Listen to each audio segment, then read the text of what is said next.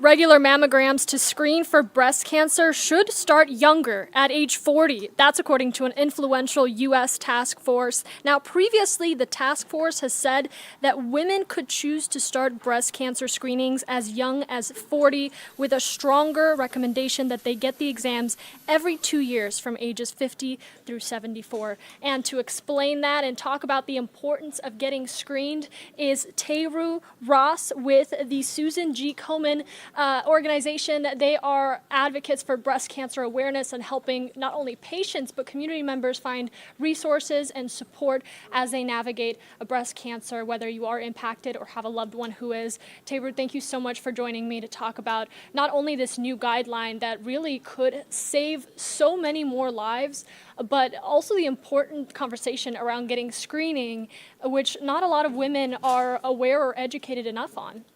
Thank you for having me. Yeah, absolutely. So let's talk about this new guideline. This is from the U.S. Preventative Services Task Force. And what they do is they, just like the name suggests, seek out preventative measures that people can take. And for this, bringing the age down to 40 so more women can start getting screened, whether they do have concerns that they might have breast cancer or just want to be better about their own health and upkeep. What is the significance of this new entry age for screenings?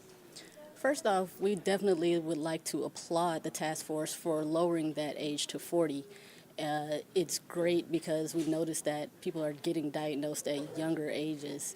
One of the significant things about this recommendation is that it is for every other year as opposed to every year, which Komen really advocates for having breast cancer screenings every year starting at age 40 for women who are at average risk. And this process, getting screened, it is vulnerable, understandably, because it involves a private area, what many consider, but also it can sometimes be a painful process. Talk to me a little bit about what people who are exploring getting screened for the first time should expect, and maybe addressing some of those concerns that we hear. Yeah, some of the concerns that you hear for a first-timer is that they are scared about the outcome. They are worried about the pain, the physical pain from having your boobs squished when having a mammogram. But these are concerns that it's better to go through those situations than to delay it, put it off because you're scared of the result, put it off because you are worried that it'll be painful, because when you delay it, then it could be a later stage outcome in which chances for treatment are worse off the later that you wait. And that screening process, again, expanding to ages women 40 to 74, I want to talk a little bit about the other side of this age group, women 75 and older. Should they be part of this conversation of getting screened? Are they in a safe zone? What is the decision on having the external range end at 74? So it's not like when you get to 74, you're done. You no longer have a risk of breast cancer. You can stop, and that's why it is important for people to have these conversations with their doctors to be able to determine the cadence that they should start getting screened and what screening is best for them. It is not a one-shoe-fits-all when we're talking about breast health. Every individual may have different individual requirements based on their body, based on their family health history, based on if they have dense breasts or not, and your conversations with your doctor can best lead you in the right direction. I'm glad you bring up conversation because that's such an important part of this. Not only do these new guidelines welcome conversation around getting screened earlier, but it also brings up the support system that is involved with someone who thinks they might have breast cancer or wants to screen themselves for it. Talk to me about the importance of having a support system and conversations within your own circle of friends or family around breast cancer. I know you yourself, you have a loved one who fought this battle, and you got to see up close really the journey that someone faces when they find out they have breast cancer. Yeah, just like you said, I got involved into this work because my mother was diagnosed with breast cancer, and I was there with her for every radiation, every chemo treatment that she had. I was there right there with her.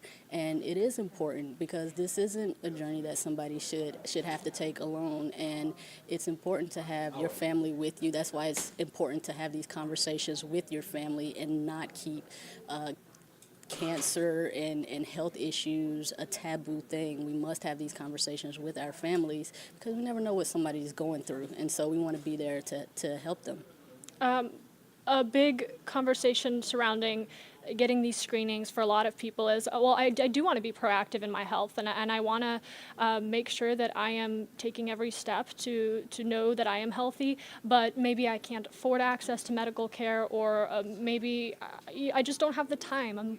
All of us are working, we're trying to pay bills and keep our kids fed. What is the importance of finding resources and connecting with resources to get this screening done? Yes, first time should never be an issue for you to not get your take care of your health.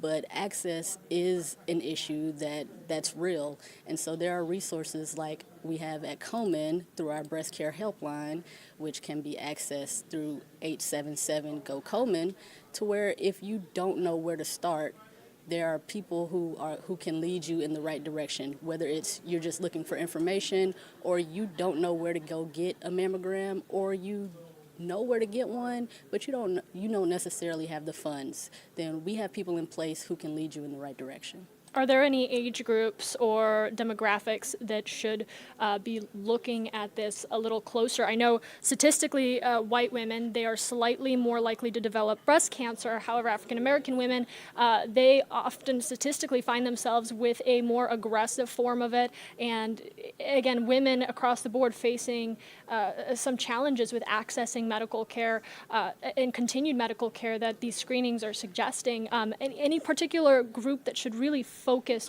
on this side of their health? You mentioned a great point when you're mentioning at a higher risk. So we're talking about black women, and we're here in Atlanta where black women are 40% more likely to die from breast cancer than our white counterparts.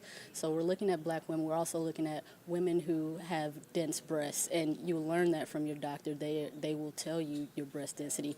And so women who have dense breasts are recommended, their doctor will recommend them to maybe get a breast MRI instead of just a normal screening mammogram. And then we're also talking about, I mentioned family health history. That's also something that comes into play when we're talking about breast cancer risk.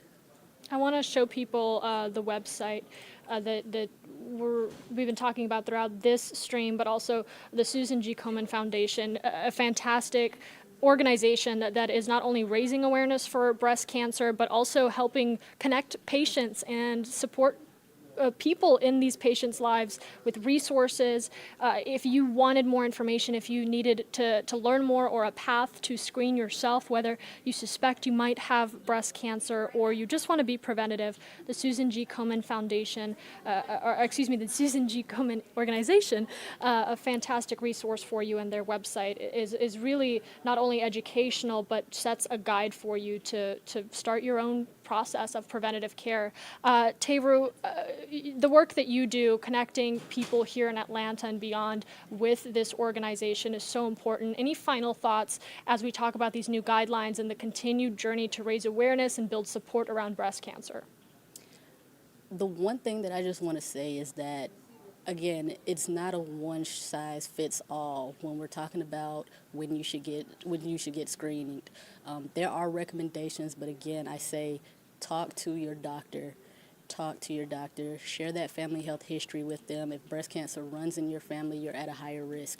If you have dense breasts, you're at a higher risk. And so it's important that you talk to your doctor so that they can tell you when you should be getting screened, which screenings that you should have, and if you should be starting earlier than 40. Fantastic information and an important conversation. I really appreciate you stopping by and talking to our viewers about this. If you want more information or to connect with the Susan G. Komen organization, we're going to have that for you on AtlantaNewsFirst.com. Theru, thank you so much for joining us. Thank you again for having me.